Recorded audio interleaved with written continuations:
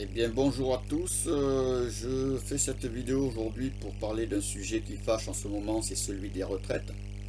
Je vais me présenter rapidement, je suis un Français moyen, très moyen, je n'ai pas fait d'études, je n'ai pas le bac. On va dire que je suis un économiste amateur et autodidacte. L'économie pour les nuls par un nul, mais on verra un petit peu plus tard dans la vidéo que de toute façon ce n'est pas bien grave, il y a des nuls qui sont ministres. Donc on va pas avoir de complexe, on va y aller à fond, hein. Je vais aborder cette question des retraites sur deux plans, sur le plan économique dans un premier temps et sur un plan démocratique. En termes d'économie, je suis parti d'une hypothèse de travail il y a quelques années qui était la disparition de la monnaie. Qu'on soit bien d'accord, une société complexe sans monnaie, à mon avis, ça ne peut pas fonctionner. Par contre, ça m'a permis de remettre certaines réalités en place. Donc je vais certainement enfoncer des portes ouvertes, mais malheureusement, ces portes ouvertes, on n'en entend pas parler dans les médias mainstream qui continuent à nous imposer une pensée unique. Et donc je vais remettre pas mal de choses en place au niveau de qu'est-ce que c'est le travail et à quoi ça sert et pourquoi on travaille et le temps de travail, etc. etc. et quelle incidence ça a sur l'âge de départ à la retraite. Et je pense également qu'à la fin de cette vidéo, je vais me permettre un petit coup de gueule. Je suis quelqu'un qui travaille beaucoup, comme beaucoup de monde dans ce pays. Et j'en ai un petit peu marre qu'on me dise toujours qu'il faut que je travaille plus, travaille plus, travaille plus. Donc je vais me permettre un petit coup de gueule à la fin de cette vidéo. Je vais peut-être pas le faire aujourd'hui parce que, bonne nouvelle, depuis aujourd'hui je suis d'ampère. Pour pousser un coup de gueule, il faut être en colère. Je vais quand même pas me mettre en colère le jour où je suis d'ampère, depuis quelques heures là. Donc si vous voyez changer de tenue, c'est que forcément j'aurais pas fait ça le même jour. Donc pour répondre à la question titre de cette vidéo, est-ce que la retraite c'est une question d'âge? C'est vraiment une question d'âge, il faut comprendre pourquoi on travaille. Comme beaucoup d'entre vous, j'ai passé des années à croire que je travaillais pour avoir un salaire qui me permettait de vivre. Eh bien pas du tout. En réalité, si on travaille, c'est parce que nous sommes des êtres organiques qui avons des besoins et on a besoin de consommer des richesses pour vivre.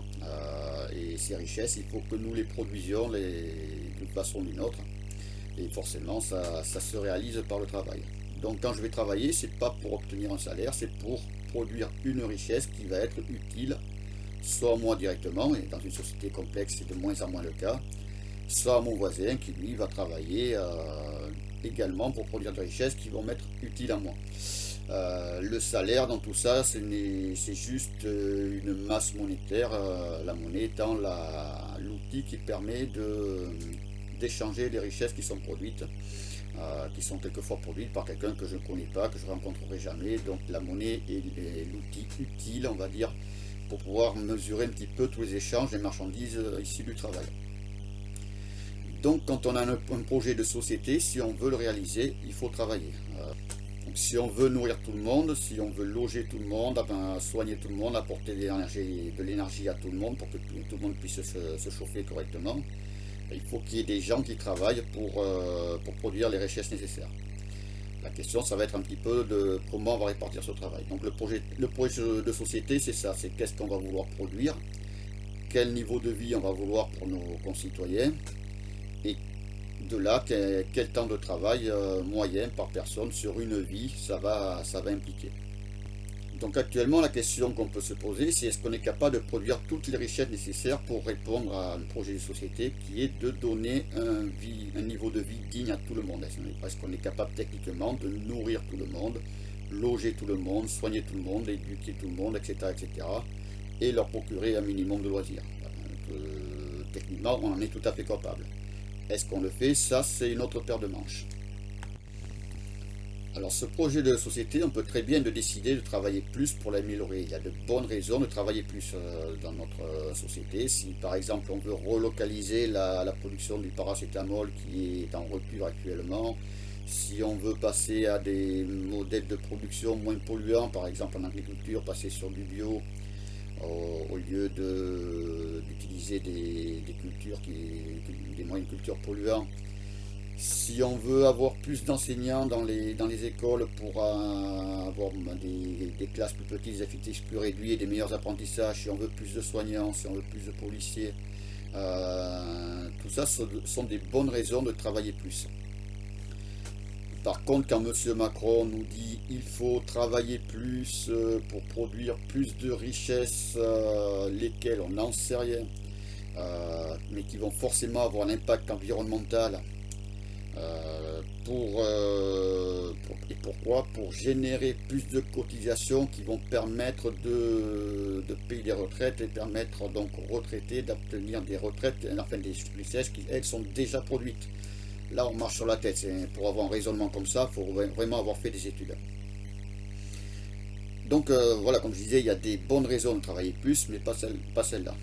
Et comme dans notre projet de société, il y a des facteurs qui peuvent effectivement justifier qu'on travaille plus. Il y a aussi des facteurs qui vont justifier qu'on travaille moins. Par exemple, l'automatisation, l'intelligence artificielle qui remplace le travail humain. Un agriculteur, il y a 50 ans, il nourrissait beaucoup moins de monde que ce qu'il nourrit à l'heure actuelle. Donc avant de répondre à la question à quel âge nous devons partir à la retraite, ce qu'il est intéressant de se poser comme question, c'est combien de temps nous devons tous travailler chacun dans notre vie pour que notre projet de société soit réalisé. Et pour répondre à cette question, j'ai fait un petit calcul rapide en prenant les chiffres officiels, légaux. Donc tout simplement, nous sommes aux 35 heures. Cela représente 1607 heures de travail par an. Nous devons cotiser actuellement 42 ans et demi. Et je suis parti sur un taux d'emploi de 90%. Alors on peut chipoter sur ces chiffres, on peut dire qu'actuellement on travaille plus de 35 heures. Il semble que ce soit vrai pour ceux qui travaillent. Mais par contre, au niveau du taux d'emploi à 90%, je suis très large. Donc là, on va parler un petit peu de nos amis ministres, puisque j'ai dit tout à l'heure que l'économie pour les nuls, il y a les nuls qui étaient ministres. Donc je ne sais plus lequel des deux l'autre jour, c'était Gabriel Attal ou Olivier Dussopt. Je sais pas trop comment on dit, je crois que Dussault ça lui va bien. En tout cas, ce qu'il y a de bien avec la connerie, c'est que c'est le seul sport que je connais où il va y avoir plusieurs champions du monde en même temps, et là, bon, on en a quelques-uns au gouvernement. C'est pas gentil ce que je dis, mais c'est la réalité. Ce monsieur, je ne sais plus lequel des deux, nous expliquait qu'on avait 7,3% de chômage avec un taux d'emploi de 62%. Donc je ne sais pas comment il calcule, pour moi 62 plus 7 ça fait 69, on n'arrive pas au 100%, il y a 31% des actifs, je ne sais pas où ils sont passés dans son calcul. Il a quand même réussi à nous dire ça, pas dans la même phrase, mais dans la même émission, c'est trop fort. Donc les 31% qui restent, pour faire un petit clin d'œil à quelqu'un qui se reconnaîtra, ça doit être la caisse du halo, hein, la fameuse caisse du halo. Donc même si certains chipoteront sur le premier chiffre en disant qu'on travaille plus de 35 heures par semaine, je suis très large sur le taux d'emploi, donc le chiffre que je vais donner là, il faut certainement le sous-évaluer. Donc les 1607 multipliés par 42,5 multiplié par 0,9, on arrive à peu près à 61 500 heures de travail dans notre vie, chacun, pour que notre projet de société, qui est de nourrir tout le monde, loger tout le monde, enfin ce que nous réalisons à l'heure actuelle, soit réalisé. Donc ce volume de 61 500 heures, il faut le considérer un petit peu comme un budget, c'est-à-dire que si dans notre vie on a 61 500 heures de travail à faire, plus on va le faire sur une durée longue, donc sur une durée de cotisation longue, plus forcément il faudra travailler moins chaque année. Donc là ils veulent nous faire travailler 45 ans grosso modo, pour arriver à la retraite à 65 ans, on va partir sur 45 ans de cotisation. Si vous divisez ces 61 500 heures par 45 ans de cotisation et par 47 semaines par an, vous allez arriver à 29 heures de travail par semaine. À l'heure actuelle, le temps de travail légal, c'est 35. Donc on voit qu'il y a un déséquilibre qui va forcément se produire. Donc on peut faire le même calcul avec 40 ans de cotisation, on arrivera à 32,7 heures de travail par semaine, et en 35 ans, on arriverait à peu près à 37 heures, c'est le temps de travail qu'on effectue à peu près en moyenne actuellement. J'ai entendu parler de 39, je n'ai pas trop les moyens de vérifier ça. Ça veut dire qu'en travaillant le temps qu'on travaille à l'heure actuelle pour avoir le plein emploi, il faudrait cotiser 35, il faudrait tous travailler 35 ans dans notre vie. Et là, il nous parle de 45 ans, 10 ans de plus, pratiquement un tiers. La conséquence, c'est que l'outil qui va nous permettre de gérer le déséquilibre entre ce que les politiques nous demandent de réaliser en termes de temps de travail légal et la réalité de notre projet de société, c'est tout simplement le taux de chômage. Plus ils vont nous demander de travailler beaucoup dans notre vie, de dépasser ce volume de 61 500 heures, qui, je rappelle, peut évoluer dans un sens ou dans un autre pour de bonnes raisons, hein. La question n'est pas là. Plus le taux de chômage va être important. Et si jamais on est en dessous de ce temps de travail global, forcément il faudra faire des heures sup pour arriver à finir le boulot. Alors beaucoup vous diront que le partage du travail, la réduction du temps de travail, etc., ça ne crée pas d'emploi. Ils vous diront que vous voyez, 35 heures, c'est pas vrai, ça n'a pas marché, il y a toujours du chômage, etc. Donc pour répondre à ça, j'ai fait un petit calcul rapide également, hein. Quand j'ai commencé à travailler, moi il y a 35 ans, j'étais aux 39 heures, donc, ce qui fait 1787 heures par an. Mais par contre, à l'époque, le temps de cotisation était de 37 oui, le nombre d'années de cotisation était de 37 ans et demi. Donc si on fait la multiplication avec un taux d'emploi, là je ne parle pas de taux d'emploi, donc 1787 par 37 ans et demi, ça fait 67 012 heures. Donc il y a 35 ans, on me demandait dans ma vie de travailler 67 000 heures. Donc on a réduit le travail, la gauche, c'est amusant, la gauche a réduit le temps de travail aux 35 heures, 1607 heures par an. Et la même gauche, avec la loi Touraine, nous a demandé de passer 42 ans et demi de cotisation. Si on fait le calcul, on arrive à 68 297. Donc on nous parle de réduction de travail. En fait, sur une vie, on nous demande de travailler 1300 heures de plus. Pas étonnant que ça n'ait pas marché. Peut-être la réduction de travail, il faudrait vraiment essayer un jour ou l'autre, voir si ça marche réellement, quoi, parce que là, on est en train de nous prendre pour des jambons. Donc là, vous avez bien compris, en fait, la réponse à la question, est-ce que le départ à la retraite est réellement une question d'âge? Non, c'est pas du tout ça, c'est une question de répartition du temps de travail que nous avons à faire sur notre vie pour réaliser notre projet de société. On peut très bien décider, par exemple, de travailler 1 heure de plus tous les jours, à titre de cotisation, par exemple, on va dire 7 heures de travail quotidienne. Elle ne nous est pas versée directement, elle est mise dans une caisse pour les retraites. Et cela permettrait de partir, j'avais fait le calcul, 5 à 6 ans plus tôt, ça va dépendre forcément du temps de travail légal.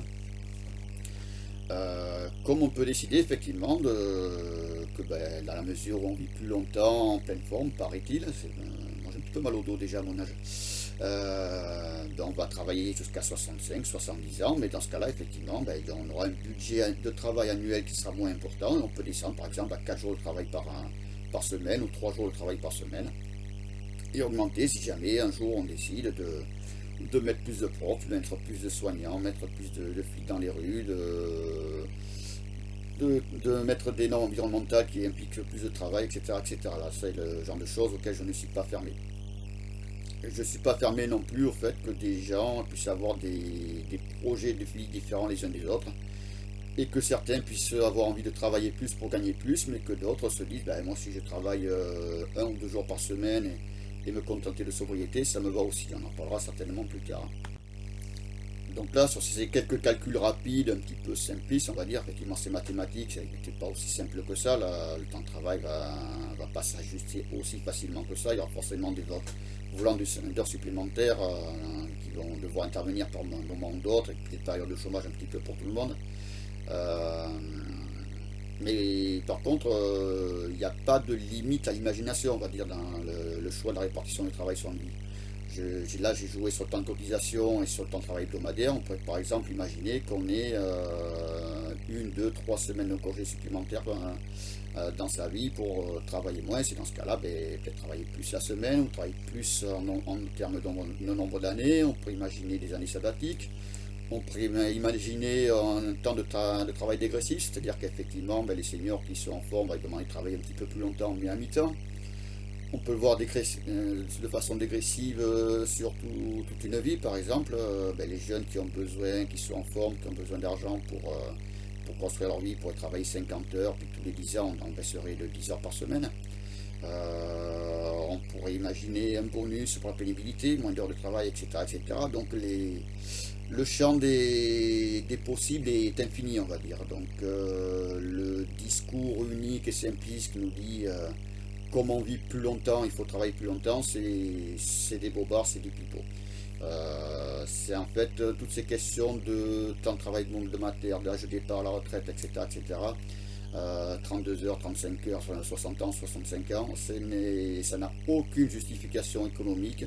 Ce sont uniquement des totems politiques, ce sont des mesures qui permettent à des gens de se faire élire par 20% des voix et de pouvoir passer leur vie à donner des leçons aux autres en bouffant des petits fours et en tenant un micro. Donc là j'ai réussi la transition parfaite pour vous parler de cette question de la réforme de retraite sur un plan démocratique. On va en parler tout de suite. Donc vous avez dû remarquer le décalage qu'il y a entre la volonté du gouvernement de passer la retraite à 65 ans et les sondages qui affirment que 80% des Français ne sont pas d'accord avec cette mesure-là. Pourtant, M. Macron ne se prive pas M. Macron et ses apôtres ne se privent pas de dire que ils ont été élus sur un programme, donc ils appliquent leur programme. Donc la question qu'on va se poser, c'est est-ce que l'élection présidentielle permet de valider une mesure telle que la réforme de la retraite à 65 ans ou n'importe quelle autre mesure. Donc ce qui est intéressant de regarder, c'est le résultat du premier tour, c'est celui où on valide les projets. C'est celui où nous, électeurs, nous allons choisir un candidat a priori par rapport à son programme, puisque de toute façon, on ne propose rien d'autre pour pouvoir juger un candidat. Il faut être conscient que nous avons une douzaine de candidats qui vont nous proposer chacun des dizaines de mesures. Et je crois qu'on arrive même à 600 et quelques mesures rien que pour la France insoumise. Et pour répondre donc à des dizaines, voire même des centaines de questions, on a un bulletin de vote. Donc avec un bulletin de vote, on va réussir à répondre à toutes les questions qu'on nous pose. Déjà, non, ça me paraît tout simplement impossible. Ensuite, on va se regarder un petit peu les résultats de ce premier tour. Est-ce que les électeurs ont validé le projet d'Emmanuel Macron au premier tour de la présidentielle? Bien, absolument pas. Si on regarde les résultats d'Emmanuel Macron en nombre de votes récoltés par rapport au nombre d'inscrits, on arrive à peine à 20% d'adhésion à son programme, à sa candidature. Est-ce que c'est l'adhésion à son programme? On est incapable de le mesurer. Est-ce que c'est son programme dans l'intégralité, à une partie de son programme? Est-ce que c'est les 80% des gens qui n'ont pas voté pour Emmanuel Macron sont pour autant 100% contre son programme? On n'en sait rien. Il est impossible de mesurer l'adhésion à un projet à travers le premier tour de l'élection présidentielle. Et encore moins à des mesures point par point du programme du candidat qui aura été élu à l'issue des deux tours. D'ailleurs, si on regarde sur la question du report de l'âge à la retraite, il y a effectivement des candidats qui proposaient un report de l'âge à la retraite. On va parler de ceux de la droite, Macron, Zemmour, Pécresse, et d'autres candidats qui étaient opposés. Et si on regarde le résultat du premier tour, le premier, celui qui arrive en tête effectivement avec 20% des voix, c'est Emmanuel Macron qui propose la retraite à 65 ans. Si on regarde les deux suivants, Marine Le Pen et Jean-Luc Mélenchon qui ne proposaient pas la retraite à 65 ans, qu'on additionne le score de ces deux candidats, on arrive à 32%. Donc il y a 12% d'écart entre des candidats qui proposaient la retraite à 60, qui proposaient pas la retraite à 65 ans, et un candidat qui la propose à 65, donc dans le trio de tête. Même si on rajoute les scores de Pécresse et Zemmour qui eux aussi proposaient un report de l'âge de départ à la retraite, on n'arrive pas à, voilà, il y a 8% de plus, 12% de plus pour Macron-Le Pen, 8% qui vont se rajouter à Macron si on compte les voix de Zemmour et Le Pen. Si on compte l'élection présidentielle comme un référendum contre le report de l'âge à la retraite à 65 ans, on s'aperçoit que le vote n'est pas en cette faveur-là. D'ailleurs, c'est amusant de voir que des députés, quand on leur parle de référendum, ils nous disent, des députés macronistes bien sûr, ils disent il y a eu un référendum sur l'âge de départ à la retraite, c'est l'élection présidentielle où les Français ont validé le projet. Donc effectivement, moi j'ai dit chiche, on regarde, 80% des Français n'ont pas dit oui à Emmanuel Macron. Seulement 20%. Donc là, on pourrait se dire, oui, mais il y a quand même eu un second tour de la présidentielle, il a été élu avec la majorité des voix, etc., etc. Effectivement, il est élu avec 58% des suffrages exprimés. Si on regarde par rapport au nombre d'inscrits, on est à 38,5% des inscrits qui ont voté pour Emmanuel Macron. C'est-à-dire qu'il y a 61% des électeurs inscrits qui n'ont jamais mis le bulletin Emmanuel Macron dans l'urne, qui n'ont jamais voté pour son projet, qui n'ont jamais voté pour la retraite à 65 ans. Et les autres électeurs, que ce soit au premier ou au second tour, on est incapable de mesurer pourquoi ils ont voté pour Emmanuel Macron. Est-ce que c'est pour la retraite? Est-ce que c'est pour une continuité? On n'en sait rien. On peut y mettre toutes les hypothèses, on ne trouvera jamais la réponse avec le code électoral actuel qui ne permet pas d'adhérer, de mesurer l'adhésion à une mesure ou à une autre. Donc là, sur la partie démocratique, ça aurait été quand même très rapide de répondre à la question. Non, le code électoral actuel ne permet pas ne donne pas quitus à Emmanuel Macron pour appliquer son programme en totalité. Effectivement, il faut bien un vainqueur à l'élection, il a gagné. Il veut travailler sur cette question de la retraite. Est-ce qu'il y a une réforme à faire sur la question de la retraite? C'est évident quand on voit que les gens qui ont travaillé toute leur vie ne peuvent pas se nourrir, ne peuvent pas se chauffer, voire même les deux. Il y a du travail à faire. Mais après, est-ce que ça, il est légitime pour faire appliquer sa réforme telle qu'il la conçoit, ou est-ce qu'il doit encore consulter pour vérifier l'adhésion à son projet et voir s'il n'y aurait pas d'autres solutions? Pour moi, la réponse est vite trouvée. Je pense que pour vous également.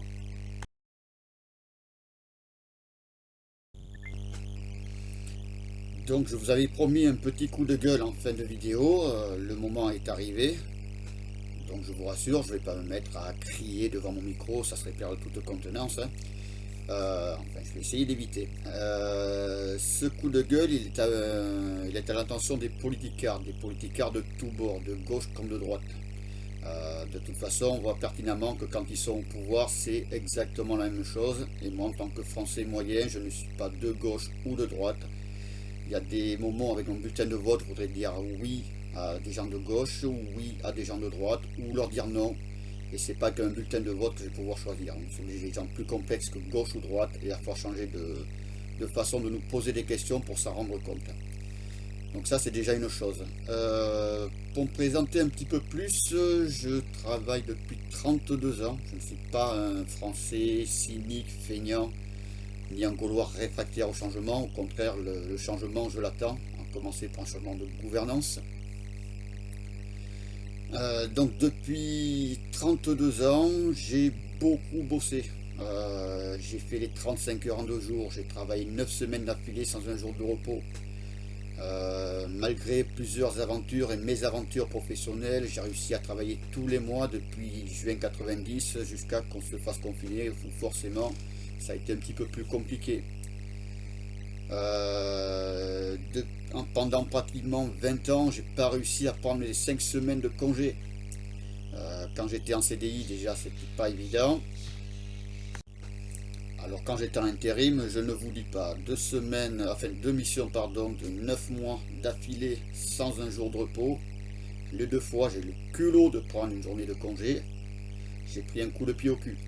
D'accord? Comme beaucoup de monde. On n'a pas le droit de prendre des congés quand on bosse en intérim. C'est pas bien, ça se fait pas. Donc c'est ça le merveilleux monde du travail. Vous me rabâchez les oreilles à longueur d'année. Le travail qui vous paraît super bien. Ça serait bien que vous alliez bosser un petit peu pour voir comment ça se passe. Vous n'avez que le mot travail à la bouche, mais apparemment le travail ça ne vous gêne pas beaucoup dans votre vie. Tous, vous vivez très vieux. Il n'y en a aucun de vous qui fait un burn-out. Le travail, je ne sais pas si j'ai pas l'impression que vous sachiez ce que c'est. Je ne sais même pas ce que vous savez par quel côté on tient un tournevis. Cette année, en 2022, donc je ne sais pas quand est-ce que vous verrez cette vidéo, on est 31. J'ai dû travailler 6 jours par semaine pendant 6 mois pour compenser le fait qu'on n'avait pas pu remplacer mon collègue qui avait démissionné. Il y a des millions de chômeurs et on n'a pas pu remplacer ce gars-là. On n'a pas pu recruter pour le remplacer. C'est des milliers d'euros de cotisation de perdus cette année. Et là, vous avez demandé de travailler 3 ans de plus pour les récupérer, pour cotiser un petit peu plus, parce que vous n'arrivez pas à faire cotiser d'autres personnes. Et il y en a qui commencent déjà à parler de 67 ou 69 ans pour le prochain quinquennat. Pourquoi pas 80 tant qu'on y est? Je n'ai rien contre le travail, j'aime le travail, même dans les métiers les plus idiots, j'ai réussi à prendre du plaisir. Mais je n'ai qu'une vie, et laissez-moi un petit peu de temps libre sur cette vie-là. J'ai des tonnes de projets que je voudrais réaliser, que je ne peux pas réaliser parce que je suis bouffé par le boulot. Quand est-ce que vous allez nous foutre la paix? Nous ne sommes pas de la chair à canon économique, on a d'autres ambitions dans la vie que de générer du PIB, ce qui est un des pires indicateurs économiques qui soit sur le temps passant. Tout ça pour que vous puissiez vous extasier devant un demi-point de croissance, qui ne veut pas dire grand-chose non plus d'ailleurs. Tous les 5 ans, à l'occasion des élections, vous vantez d'aller à la rencontre des Français. C'est beau comme mot, vous allez à la rencontre des Français. Moi, j'ai pas besoin d'aller à la rencontre des Français. Je vis avec eux, je travaille avec eux. Et je vous garantis que quand je rencontre des gens que je ne connais même pas, que j'ai jamais vu ni d'Ève ni d'Adam, que je tends juste un petit peu la perche à propos de votre fabuleuse action au niveau du gouvernement ou autre, de l'Assemblée nationale, on a tous le même constat, vous êtes complètement déconnectés, vous ne savez pas ce dont vous parlez, vous ne connaissez pas la vie. Tous ceux qui bossent en ont ras-le-bol.